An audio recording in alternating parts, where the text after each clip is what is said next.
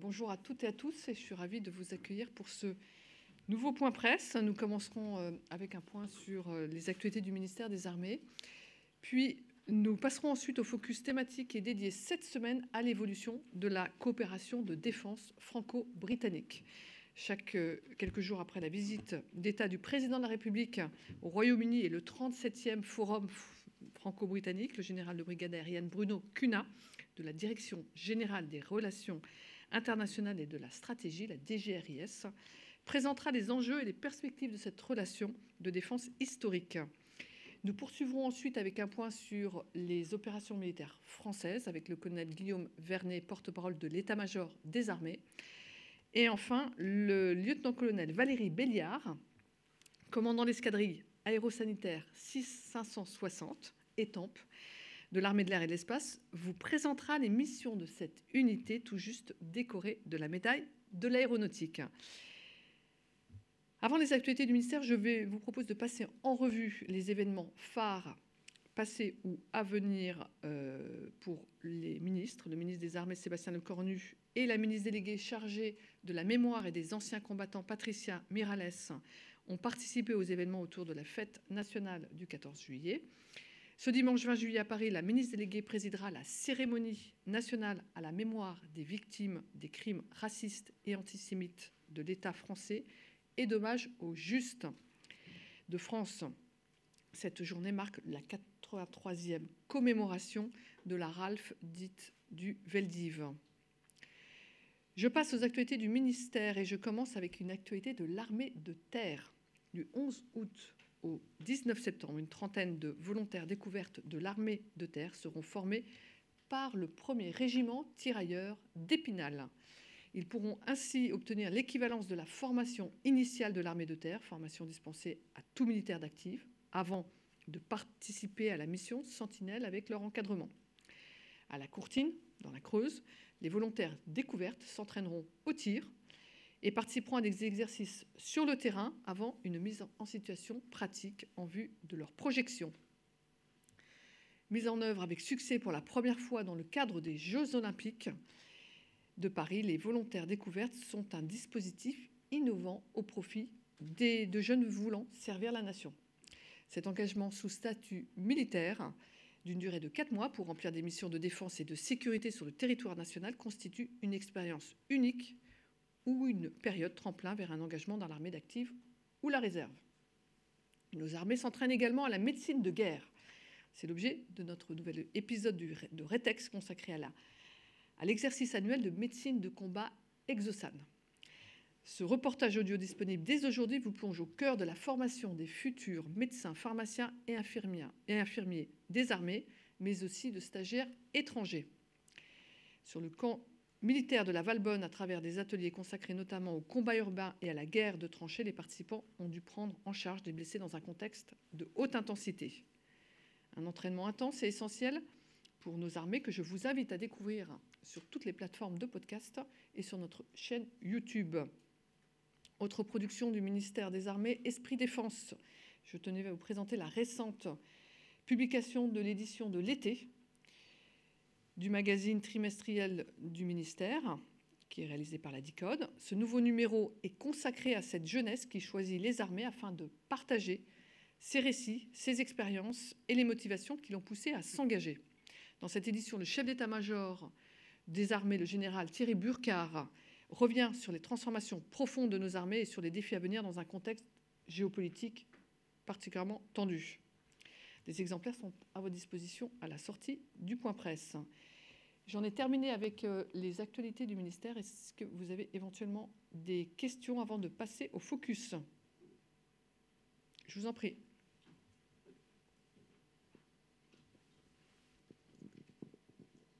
Oui, bonjour.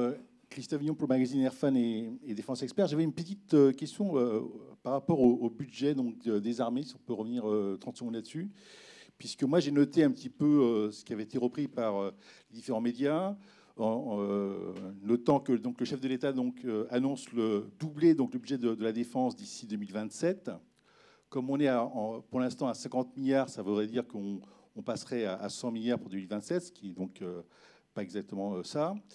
Si vous pouvez donc nous éclairer en fait sur les dépenses prévues après notamment 2027, parce que en fait, il ne faudrait bien sûr pas que ces rafales de dépenses se transforment peut-être en mirage. Merci. Je vous remercie pour cette question, mais on reviendra plus en détail sur ces questions de comptabilité budgétaire. D'autres questions? Alors, je vous propose de passer maintenant à la relation de défense franco-britannique et à ses perspectives. En 1904, l'entente cordiale rapproche la France et le Royaume-Uni. Après des siècles de rivalité, les deux nations désormais alliées affrontent ensemble les épreuves de guerre mondiale et de la guerre froide. Après la chute du mur de Berlin, Paris et Londres poursuivent leur coopération face aux menaces. Et l'année 1995 marque un jalon important avec le 18e sommet franco-britannique. Les deux pays estiment qu'il n'y a pas de situation dans laquelle les intérêts vitaux de l'un pourraient être menacés sans que ceux de l'autre ne le soient aussi. En 2010, les traités de Lancaster House renforcent la coopération de défense, notamment dans le domaine expéditionnaire avec la création de la Combined Joint Expeditionary Force. Cette force franco-britannique, déclarée pleinement opérationnelle en 2016, devient un outil de lutte contre le terrorisme en soutien à l'action des Nations Unies, de l'OTAN et de l'Union européenne.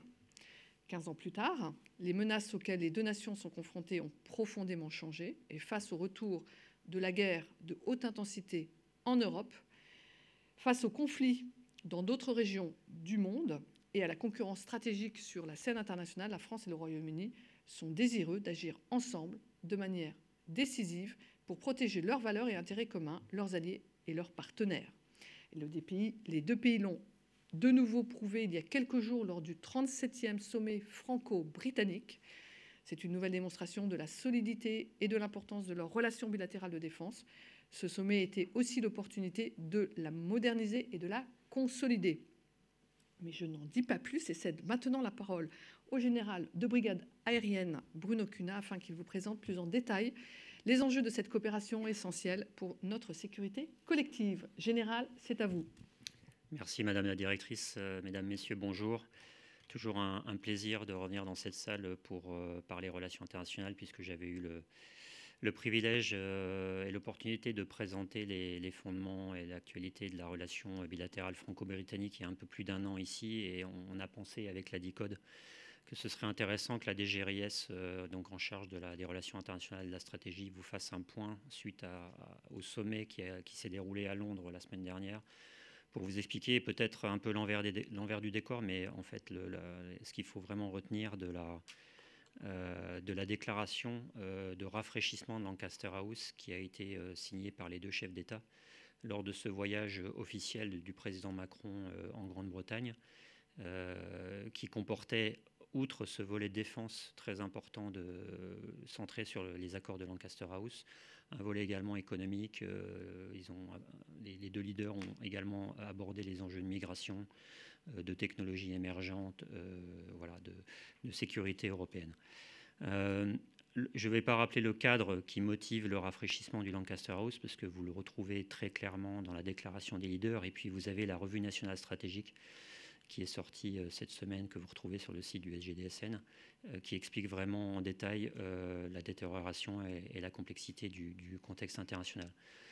Je pense que ce qu'il faut retenir, c'est que fondamentalement, la France et la Grande-Bretagne ont, en tant que pays doté de l'arme nucléaire, dans le contexte actuel, une responsabilité particulière et que ça faisait donc totalement sens que 15 ans après la signature d'accords dans un contexte qui était quand même différent d'aujourd'hui, les deux puissances nucléaires démontrent, leur solidarité stratégique, qu'elles étaient à la manœuvre pour la sécurité de l'Europe et qu'elles modernisaient leur coopération. Ça, c'est vraiment l'idée clé. La deuxième idée, et je veux vous rappeler qu'en fait, il n'y a pas un traité de Lancaster House, mais il y a deux traités de Lancaster House. Il y en a un qui est dédié au nucléaire, que je n'aborderai pas en détail aujourd'hui puisqu'il fait l'objet de discussions en canal réservé, et un accord qui est sur le volet conventionnel. Juste un petit mot sur le volet nucléaire. Historiquement, le traité de Lancaster House sur sa partie nucléaire a permis de développer des coopérations croisées, notamment sur des installations de test, en France ou en Grande-Bretagne. Ce que vous pourrez noter tout particulièrement dans déclaration des leaders de la semaine dernière, du président Macron et du Premier ministre Starmer, c'est la création d'un groupe de pilotage franco-britannique sur la coopération dans le volet nucléaire, sur les différents volets de coordination sur nos capacités nucléaires. Voilà, et ça, c'est vraiment le signe d'une intensification. Pourquoi c'est important? Parce que vous notez qu'en fait, depuis le début de l'agression à grande échelle de la Russie en Ukraine, la manœuvre russe a toujours été placée sous un parapluie d'une diatribe nucléaire relativement agressive. Et donc, il est important dans ce qu'on appelle cette escalade verticale, totalement irresponsable d'utiliser un narratif nucléaire pour mettre un parapluie sur une action conventionnelle, la nécessité que les deux États dotés, France et Grande-Bretagne, puissent se parler très rapidement de la gestion de l'escalade verticale, d'une détérioration possible en Europe. Je dirais d'autant plus avec la nouvelle administration américaine, c'est-à-dire qu'il faut que les Européens puissent discuter très rapidement de sujets structurants, stratégiques de sécurité en Europe, avant, je dirais, de pouvoir engager l'administration américaine pour que les Européens, au moins, parlent d'une manière coordonnée. Voilà. J'en dirai pas plus sur ce sujet-là. Sur le deuxième traité de Lancaster House, donc le volet conventionnel, je rappelle qu'il y a 3 piliers. Il y a un pilier de dialogue politique, des directeurs politiques des ministères des Armées et des ministères des Affaires étrangères qui sont là pour pouvoir se parler de manière sécurisée très rapidement de toutes les crises, de tout sujet de sécurité. Vous avez un pilier opérationnel militaire qui est porté par le chef d'état-major des armées, basé sur la force conjointe que la directrice a mentionnée, et je reviendrai là-dessus. Et le troisième pilier, c'est le pilier sur les capacités militaires et la coopération industrielle, qui est effectivement très importante quand on connaît la performance des 2 bases industrielles et technologies de défense françaises et britanniques. Il est très important qu'on puisse dégager des synergies. Sur le volet politique, je dirais que on voit avec le sommet une intensification du dialogue entre les directeurs politiques, les ministres, Affaires étrangères et Défense. Mais je dirais qu'il n'y a pas de changement majeur. En fait, on dialogue naturellement tous les jours au gré des crises qui sont nombreuses actuellement. Sur le volet opérationnel militaire porté par les 2 chefs d'état-major des armées, le point fondamental, c'est la modernisation de la CJF, de la Combined Joint Expeditionary Force. Le E disparaît d'ailleurs, nous allons dire maintenant Combined Joint Force. Pourquoi? Parce que la CJF en 2010, quand elle a été lancée, répondait à une logique expéditionnaire, crise en Afrique, crise au Moyen-Orient, capacité d'évacuation de nos ressortissants, etc. Aujourd'hui, on se recentre sur la défense collective, la défense européenne, la masse, la haute intensité. La logique expéditionnaire, elle est toujours présente, mais elle est moins prégnante. Vous noterez dans la déclaration la volonté de rendre la CJF plus robuste. Notre volonté, c'est en franco-britannique d'être capable de leader une force qui va jusqu'au niveau corps d'armée, donc des forces lourdes, assez nombreuses. Je tiens à rappeler que la CJF n'est pas une force permanente, donc vous n'avez pas, quelque part en Europe, en France ou en Grande-Bretagne, une caserne où vous avez la CJF. La CJF est une structure que l'on monte au besoin, où nous avons eu des entraînements précédents au niveau état-major ou des forces pour pouvoir travailler ensemble. Donc c'est une structure d'état-major qu'on est capable de montrer très rapidement avec des procédures adaptées et on agrège des forces françaises et britanniques. On se réserve aussi la possibilité d'agréger des forces d'autres nations en secondaire. C'est ces dynamiques que nous avons appliquées dans ce qu'on appelle Coalition of the Willing, c'est-à-dire une planification militaire que nous avons faite cette année sous leadership franco-britannique pour préparer un plan de déploiement d'une force européenne en Ukraine si nous avions besoin de le faire et sous condition d'un cessez-le-feu pérenne en Ukraine. Voilà. Donc qui a animé pas mal les travaux cette année. Les travaux que nous avions réalisés depuis plusieurs années en franco-britannique a permis de monter très rapidement des groupes de planification. Et aujourd'hui, ces planifications militaires de contingence pour être prêts si nous devons nous déployer en Ukraine, sont terminées et sont prêts à être utilisées sur ordre politique. Le deuxième point particulier sur la CJF et sa modernisation, c'est la prise en compte des nouveaux domaines de conflictualité, enfin des domaines communs, notamment le cyber et l'espace. puisque nos deux pays ont des centres de commandement dans ces domaines.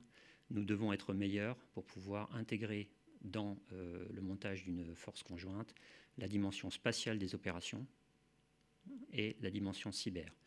Alors bien sûr, notamment dans le volet cyber, nous nous heurtons quand même à certaines sensibilités nationales, mais l'effort est vraiment sur le cyberdéfensif, la protection de nos forces et de nos systèmes d'armes, et la capacité à détecter des menaces cyber, voilà. Et également la capacité à faire des entraînements ensemble avec les Britanniques et à développer des réseaux d'officiers d'échange ou d'officiers de liaison dans le domaine cyber ou spatial. Voilà, il faut faire évoluer aussi ce réseau d'officiers qui est très développé, qui est environ de chaque côté de la Manche environ une 60aine d'officiers qui sert de manière permanente dans l'autre pays.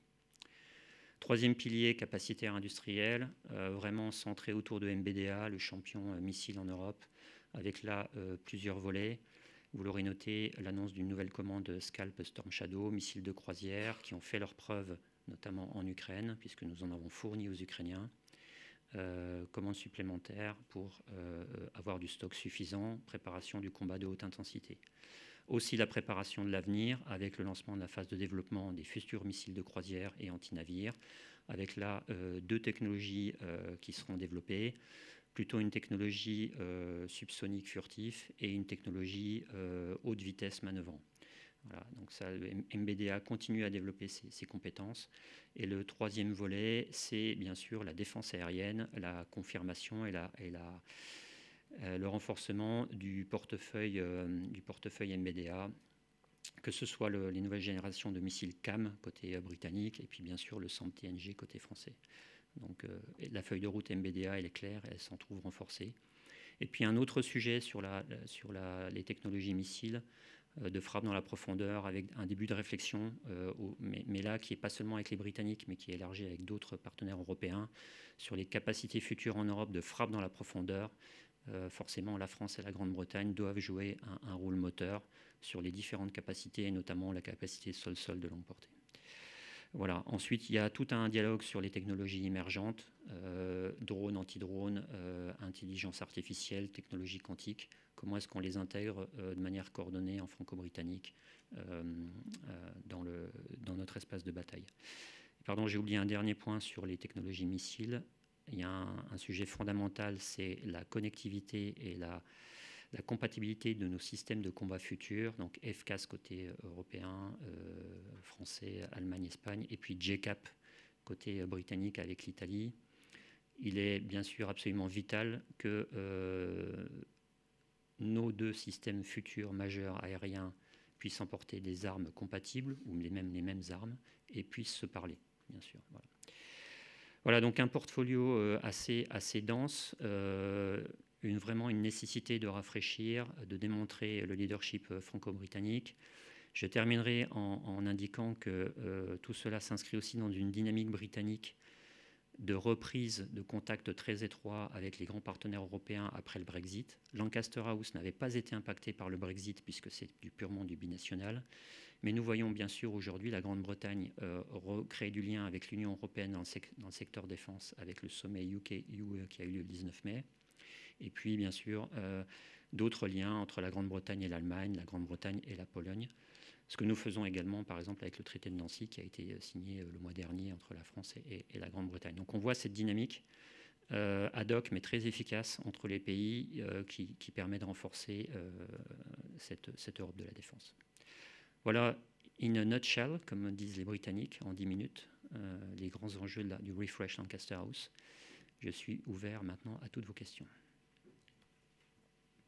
Merci beaucoup, Général. Je vous en prie. Bon, Général, bonjour.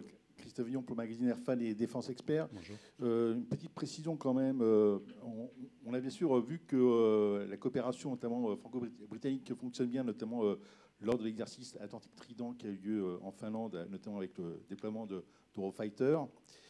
Mais est-ce que cette coopération peut être élargie, notamment sur la partie maritime, notamment avec les sous-marins, puisque de mémoire, la Royal Navy a des difficultés avec ses sous-marins. Est-ce que la France peut apporter son expertise à ce niveau-là? Bon, je ne reviendrai pas sur le fameux contrat des sous-marins avec l'Australie. Merci à vous. Merci. Alors, sur le volet maritime, il y a plusieurs points dans votre question. Sur la partie des sous-marins, je dirais que la coopération, et là je parle sous le strict contrôle de l'état-major des armées, la coopération opérationnelle, elle est déjà très, très dense. Déjà parce que la France et la Grande-Bretagne sont les deux nations en Europe qui possèdent le niveau d'expertise, je dirais, le plus élevé. Et il y a un fort enjeu, notamment dans l'Atlantique Nord. Reprise, accroissement de l'activité russe sous-marine, de surface, aérienne dans l'Atlantique Nord, ce qu'on appelle le bastion, donc le nord de l'Atlantique Nord, qui est la zone que les Russes veulent vraiment protéger pour protéger leurs propres forces nucléaires qui sont basées dans le Grand Nord. Beaucoup d'activités et donc beaucoup de coopération, de coordination, notamment dans la sous-marinade, puisque c'est fondamental. Un, pour les aspects opérationnels, et deux, pour les aspects de sécurité, pas être au même endroit au même instant. Il y a eu déjà par le passé des échanges. Ensuite, il y a des sensibilités à bord des sous-marins qui empêchent d'avoir vraiment un officier d'échange intégré. Donc, sur la partie sous-marinade. Surface, beaucoup d'échanges, notamment dans un cadre OTAN. Aujourd'hui, on voit notamment en Baltique, qui est devenu vraiment un espace de conflictualité, où il y a une activité russe intense, une grande coopération des Européens, des Français et des Britanniques sont présents. Baltic Sentry, il faut le rappeler, Baltic Sentry, c'est la première opération OTAN sans les Américains. Il n'y a que des moyens européens, dont les moyens français et britanniques. Méditerranée approche, les approches quand il y a du transit russe, grosse coordination sur la prise en compte des menaces, où on se relaie avec nos collègues espagnols, que ce soit aérien ou maritime, et bien sûr en Méditerranée, pour finir la protection sur tous les transits de nos adversaires vers le Moyen-Orient ou depuis le Moyen-Orient. Et dernier point, c'est l'Indo-Pacifique. Vous aurez noté qu'on n'a pas en même temps les deux groupes aéronavals en Indo-Pacifique. Voilà, donc ça permet de matérialiser une présence plus pérenne européenne, des nations européennes dans cette zone absolument stratégique.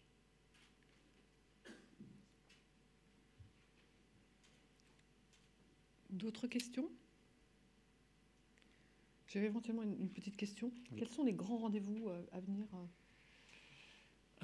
Alors sur les grands rendez-vous, maintenant, comme d'habitude, il y a la déclaration politique. Et maintenant, il revient aux états-majors de travailler sur la feuille de route qui a été décidée par nos leaders. Donc maintenant, les équipes vont travailler sur le plan de mise en œuvre. Et il y aura certainement un rendez-vous peut-être à l'automne lors d'un Franco-British Council qui permettra de matérialiser cette feuille de route. Et ensuite, très naturellement, les dialogues des directeurs politiques se font 1 à 2 fois par an. Et nous aurons également des rendez-vous CGF d'entraînement, notamment lors de Orion 26. Je pense qu'il y aura une dimension internationale qui nous permettra de maintenir et de développer l'interopérabilité avec nos camarades britanniques, notamment dans les volets spatial et cyber. Merci. Bonjour Général, Franck Alexandre de RFI. Donc vous nous avez exposé cette coopération militaire, industrielle, cyber, espace. Qu'en est-il du renseignement? Est-ce que vous avez poussé un peu les curseurs en la matière? Alors sur le renseignement, il n'y a pas eu de travaux dédiés sur la coopération renseignement. Elle est jugée relativement mature et je dirais que les limites structurelles, notamment liées au principe des Five Eyes britanniques, à ce stade ne permettent pas d'aller plus loin. Il faut en être conscient, puisque, comme si vous ne le savez pas, lorsque cette communauté Five Eyes a été créée, donc États-Unis, Grande-Bretagne, Canada, Nouvelle-Zélande, Australie, à l'issue de la Seconde Guerre mondiale, cette communauté s'est construite sur un principe de mise en commun de renseignements, et donc tout renseignement britannique qui doit être partagé avec les Français doit donner lieu à un accord des autres nations.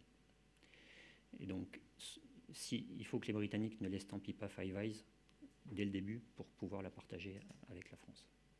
Et du coup, c'est un renseignement national britannique qui est partagé avec la France. Mais ils ne peuvent pas utiliser un Five Eyes qui viendrait par exemple d'un autre pays, qui est mis dans ce pot commun. Donc c'est une limite structurelle. Néanmoins, la relation entre la DRM et son homologue DI britannique fonctionne. mais sur une base purement bilatérale. Voilà. Donc, pour répondre à votre question, clairement,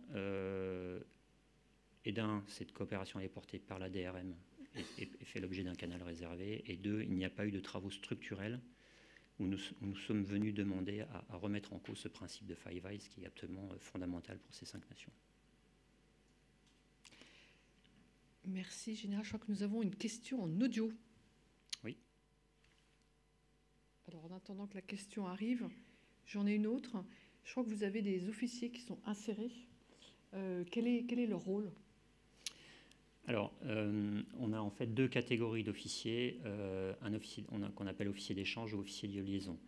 Un officier d'échange est un inséré à 100%, je dirais, puisqu'il, par exemple, un officier britannique en échange en France est posté sur un poste d'un officier français. Donc ça démontre le niveau de confiance que nous accordons, et réciproquement, un Français peut être de manière symétrique officier d'échange dans une unité britannique. À titre d'exemple, nous avons un officier britannique qui vole sur Rafale, comme officier d'échange, et un officier français qui vole sur Typhoon britannique. Et en fait, ils travaillent comme un officier du pays hôte. Et vous avez ensuite ce qu'on appelle les officiers de liaison qui arrivent en plus pour augmenter la synergie et les coopérations entre les 2 pays. Typiquement, nous avons aujourd'hui au CPCO un officier de liaison britannique qui fait de la coordination, et nous avons un Français à Norfood, dans l'équivalent qu'on appelle le PGHQ, qui assure une coordination très fine, qui ont œuvré de manière très étroite, par exemple, lors des travaux de planification de la Coalition of the Willing pour l'Ukraine. Donc, ils sont à la fois totalement insérés pour travailler comme un personnel de nation hôte, ou dans le cadre de Lancaster House pour augmenter les synergies entre les 2 pays. Nous en avons dans les 3 armées. Nous adaptons en fonction des besoins. Nous avons par exemple développé les postes sur A400M, etc. Et nous avons l'ambition, comme je le disais, dans le domaine spatial notamment, d'avoir des officiers croisés. Merci beaucoup. Je crois que nous avons la question en audio qui est prête. C'est le capitaine Bresson qui va la poser au nom du quotidien du médecin. Oui, Damien Coulon pour le quotidien du médecin. Est-ce que l'accord Lancaster House dispose d'un volet centré sur la santé des armées ?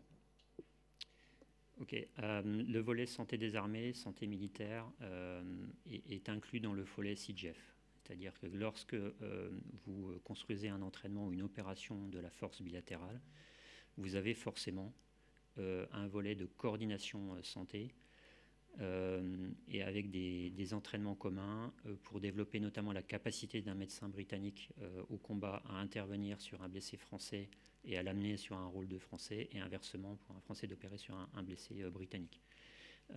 Avoir des procédures communes est très important. Il y a un volet également, et peut-être que dans l'aérosanitaire dont nous parlerons plus tard, il y a de la marge aussi, des voies explorées, notamment sur des avions communs, sur des évacuations par voie aérienne, potentiellement par A400M, avoir une communauté de procédures. Donc effectivement, comme sur le volet logistique, comme sur le volet système de communication, la donnée santé est complètement transverse et elle est prise en compte. Merci beaucoup, Général. D'autres questions ? Non, si nous n'avons plus de questions. Encore merci d'autant plus que je crois que c'est votre avant-dernier jour au sein de la DGRIS. Oui, donc, tout à fait. Merci d'avoir pris le temps de venir avec plaisir. Une nouvelle fois. Merci à vous tous. Et bon vent, bonne mer sur la suite. Merci. Donc, colonel, c'est à vous. Colonel Guillaume Bernet, porte-parole de l'état-major des armées, pour notre point sur les opérations militaires françaises. Merci Madame la Directrice, bonjour à tous et à toutes. Nous allons débuter ce tour d'horizon des opérations avec l'Hexagone. Et tout d'abord avec ce rendez-vous annuel majeur et unique entre la France et ses armées. Je parle bien sûr du défilé du 14 juillet qui s'est tenu lundi dernier sur les Champs-Élysées. À cette occasion, les armées ont contribué pleinement à la sécurisation de cet événement national. Dans les airs, l'armée de l'air et de l'espace a engagé des moyens de surveillance, des hélicoptères Fennec et un avion de chasse en vol, ainsi que des PC-21 qui étaient employés comme avions de guet aérien. Ce dispositif particulier de sûreté aérienne, un DPSA, a été complété par des moyens de défense solaire et des systèmes de détection et de brouillage dans le cadre de la lutte anti-drone à très basse altitude. En parallèle de cela, donc en appui des forces de sécurité intérieure, le dispositif de l'opération Sentinelle a été renforcé pour assurer la sécurité des spectateurs au plus près des défilés. Toujours sur le territoire national, les militaires français engagés dans l'opération Sentinelle sont aussi mobilisés pour participer à la sécurisation de la 112e édition du Tour de France, toujours en étroite collaboration avec les forces de sécurité intérieure. Ce dispositif, déployé lors des étapes majeures du parcours du Tour de France, se poursuivra jusqu'à l'arrivée des coureurs à Paris dimanche 27 juillet. Les patrouilles de l'opération Sentinelle, déployées de manière continue, visible et dissuasive, contribuent ainsi directement à la protection de la population. Enfin, afin d'endiguer les feux qui se sont déclarés dans le sud de la France ces dernières semaines, 4 sous-groupements du génie intégré, donc SGGI, qui sont composés d'engins de chantier lourds, sont toujours déployés aux côtés des autres services de l'État. En parallèle, des modules adaptés de surveillance ont été activés en Corse du Sud. Ils ont pour mission de surveiller les massifs forestiers et les foyers maîtrisés, afin d'éviter tout redéclenchement ou toute reprise du feu.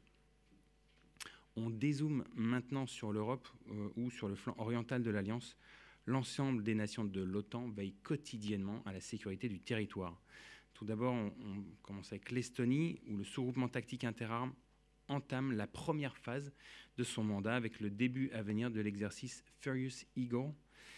Il réunira du 21 au 24 juillet les détachements français et britanniques au cœur d'un scénario réaliste mêlant progression en terrain varié et phases offensives et défensives de jour comme de nuit. Cette séquence, qui s'inscrit dans la continuité des entraînements conjoints menés par les troupes françaises et britanniques en Estonie, renforce le cadre interarmes et interallié de notre engagement continu en faveur de la défense des États baltes. En Roumanie maintenant, au cours de la semaine passée, le bataillon multinational de l'OTAN sous commandement français a participé à une série d'exercices destinés à renforcer l'interopérabilité des forces armées françaises et alliées. Donc, dans un premier temps, l'exercice Eagle Thunder a permis aux unités d'infanterie espagnoles et françaises de s'entraîner à l'appui mortier, au tir débarqué, au tir embarqué depuis les véhicules blindés de combat d'infanterie français et les Piranhas espagnols. Les unités engagées ont ainsi mis en application leur savoir-faire tactique dans un environnement complexe et exigeant. D'autre part, l'exercice Summer Camp a réuni cette semaine les unités d'infanterie roumaines, espagnoles et françaises autour de manœuvres de combat en zone urbaine. Chaque nation a alterné les rôles offensifs et défensifs, permettant ainsi d'éprouver l'endurance des unités et par là même de renforcer l'adaptabilité et la coordination interalliée.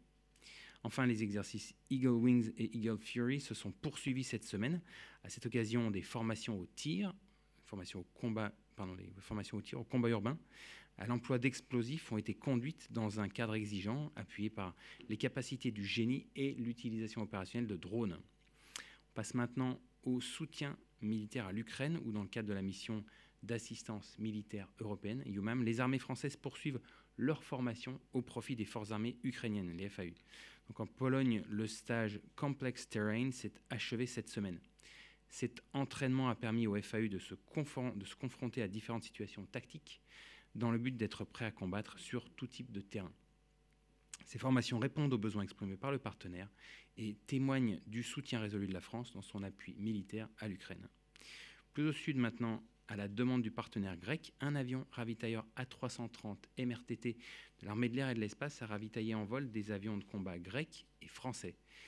Cette activité opérationnelle vient renforcer les liens entre les deux armées et permet l'approfondissement de savoir-faire commun dans les manœuvres aériennes.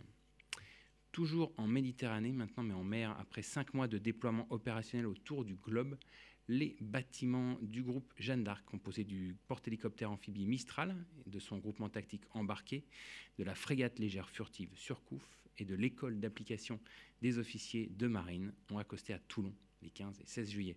La mission Jeanne d'Arc 2025 a constitué un déploiement intense et riche par la diversité des opérations menées, des partenariats développés et des zones traversées.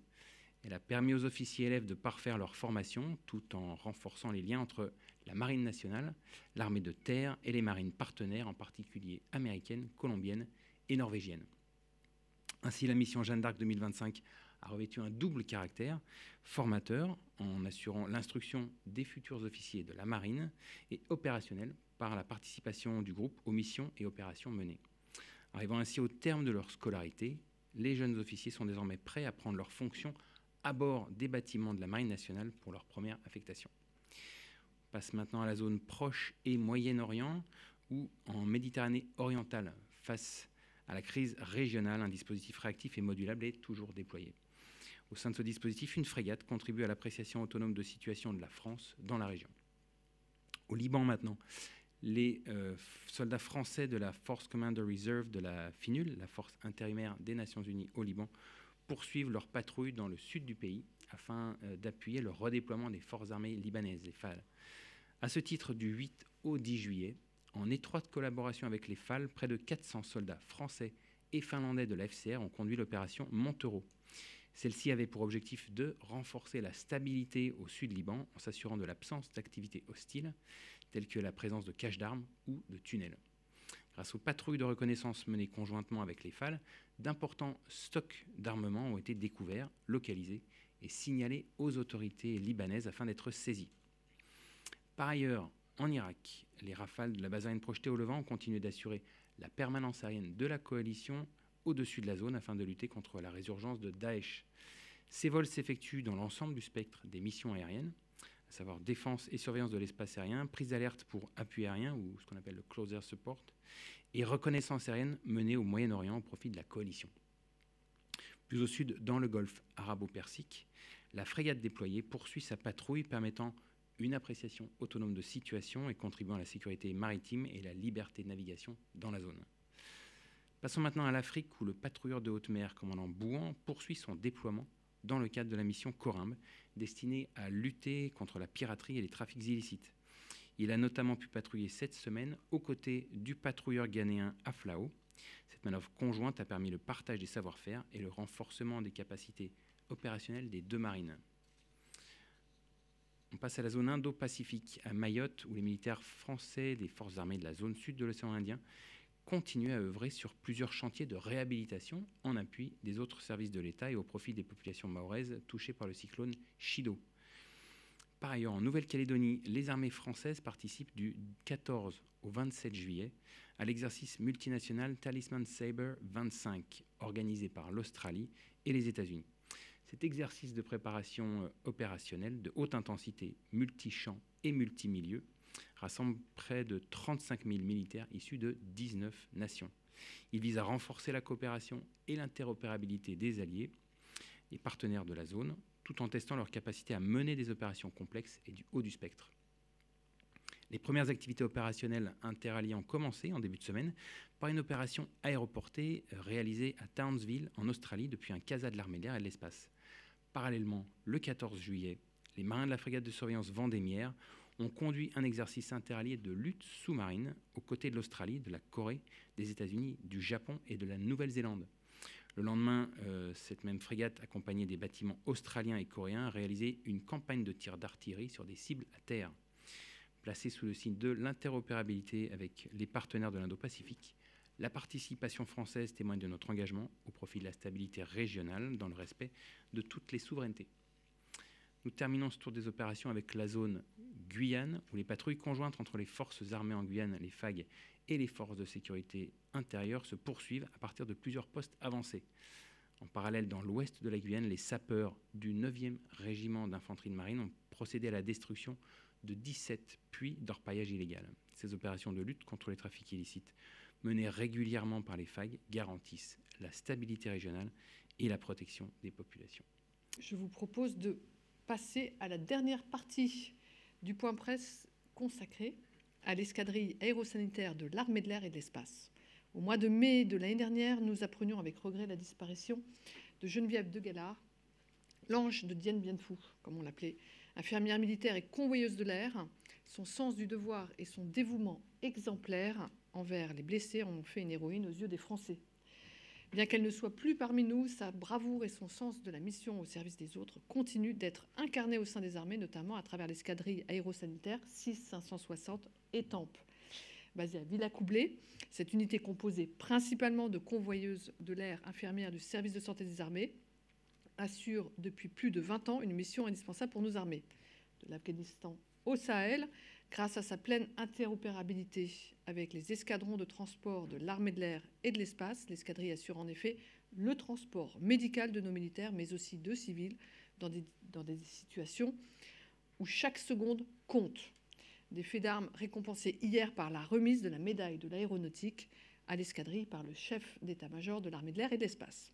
Mais je n'en dis pas plus et cède la parole au colonel Béliard afin qu'elle vous présente plus en détail cette unité unique des armées et ses missions essentielles.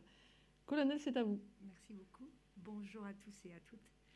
Je me présente tout d'abord. Je suis infirmier officier du service de santé des armées, détaché dans une mission, dans une unité de l'armée de l'air et de l'espace, le temps d'un commandement. J'ai 20 ans d'expérience dans les hôpitaux des services des armées dans les soins critiques. J'ai participé à l'antenne chirurgicale parachutiste dans les années 97-99. J'ai 10 ans d'enseignement, d'expérience à la médecine de guerre auprès de l'Académie santé de l'école du Val-de-Grâce. Et l'ensemble du personnel santé de cette unité est affecté le temps qu'il souhaite au sein de cette escadrille. Depuis 2021, j'ai pris le commandement de l'escadrille aérosanitaire.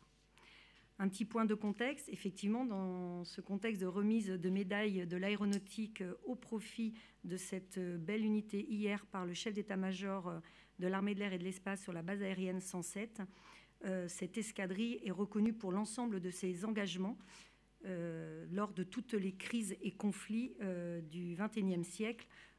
Pour vous, celles qui vous parleront le plus et qui sont les plus récentes, nous avons participé à l'opération Chido dans le cadre d'une crise environnementale à Mayotte. Nous avons également participé dans la gestion de crise en Nouvelle-Calédonie, au Soudan dans l'opération Sagittaire, ou encore lors de la crise à Pagan en 2021, quelques jours après ma prise de commandement. Donc cette escadrille aérosanitaire a quelques mots qui lui donnent toute sa spécificité, c'est l'adaptabilité, la résilience et la disponibilité. Deuxième point, l'escadrille aérosanitaire, un point d'histoire, n'existe en tant qu'unité à part entière que depuis 2002, mais elle porte toute l'histoire des convoyeuses telles que vous l'avez énoncé comme Geneviève de Gallard et bien d'autres, depuis la création de leur spécialité en 1946. Tout d'abord, infirmière pilote et secouriste de l'air de la Croix-Rouge pour l'après-guerre, mise au profit et emploi sur tous les aéronefs de l'armée de l'air par le ministère des colonies à l'époque, des réfugiés et des déportés. Elle porte la tradition de la section d'aviation sanitaire Étampes. Autrefois officier de l'armée de l'air, en 2008, il y a un changement de statut qui s'opère et ce sont les convoyeurs qui sont recrutés maintenant parmi les infirmiers militaires et techniciens des hôpitaux des armées sous-officiers du service de santé des armées. C'est une unité qui a une autre particularité, elle est féminisée à plus de 85%. Troisième point, les missions d'escadrille aérosanitaire, mission large, s'adapter aux besoins en cas de crise, de conflit, pour le soutien des armées. Cela concerne l'ensemble des rapatriements pour les blessés ou patients, ce qu'on appelle des MEDEVAC. Et leur particularité, c'est qu'elle n'a pas un avion, comme beaucoup d'escadrons, mais elle doit s'adapter à tous les avions tactiques ou stratégiques de l'armée de l'air, mais elles partent également parfois réaliser ces rapatriements sur des voies aériennes civiles. Deuxième mission, c'est de procurer l'assistance en vol des très hautes autorités de l'État, mais également lors des RESEVAC, qui sont les opérations de crise pour tous nos ressortissants, français ou étrangers, selon les coopérations, mais également d'autres missions de rayonnement ou spécifiques, comme Rêve de gosse, si certains en ont entendu parler, ou des retours d'otages. Troisième volet de cette escadrille, c'est son expertise aéromédicale, qui est mise à profit pour l'état-major santé dans le cadre de la régulation H24 de l'ensemble des rapatriements des blessés et des patients de nos forces armées. Elle participe également au développement du plan capacitaire et des évolutions des lots médicaux, puisqu'on doit suivre l'évolution des changements de l'ensemble des flottes, des aéronefs et des kits, et donc pour être toujours opérationnel et partir en moins de 3 heures. Elle a aussi un autre plan, c'est le ravitaillement sanitaire, puisqu'elle a elle-même au sein de cette escadrille des lots du service santé des armées prépositionnés que l'on doit entretenir en permanence.